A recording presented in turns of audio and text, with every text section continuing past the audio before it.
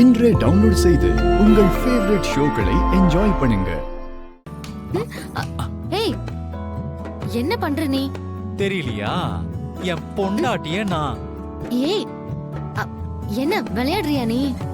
வீடே கல்யாண கலைபுரத்துல இருக்க, உனக்கு ரொமான்ஸ் கேக்குதா? ரொமான்ஸ்?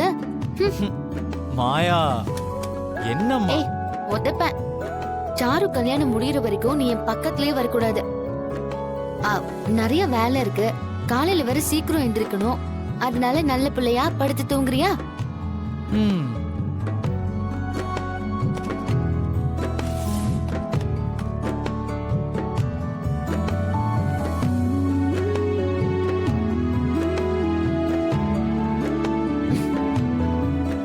என்னடா கோச்சுக்கிட்டியா? சச்சா, அப்படிலாம் ஒண்ணும் இல்ல.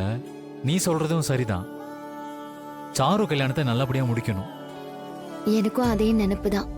அவ கல்யாணத்தை முடிச்சிட்டா எனக்கு ஒரு பெரிய கடமையே முடிஞ்ச மாதிரி. அவளோட கல்யாணம் உன்னோட கடமையா? என்னடா சொல்ற?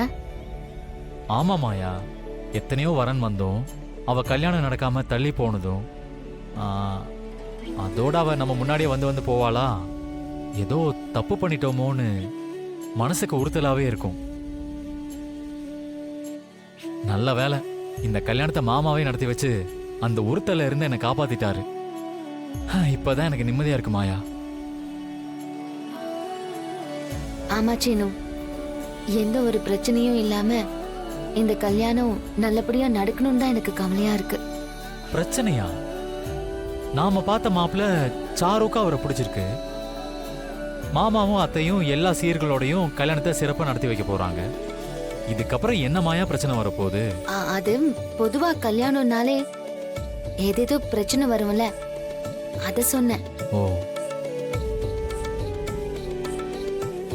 உனக்கு தெரியாது சீனு, உன் அம்மாவோட திட்டமே வேற. ஆனா அதையும் முறியடிக்கிற ஒரு ஏற்பாட்டையும் நான் பண்ணிட்டேன். சாரு கழுத்துல தாலி ஏறுற வரைக்கும் எந்த ஒரு இடைஞ்சலும் இல்லாம எல்லாம் நல்லபடியா முடியணும்.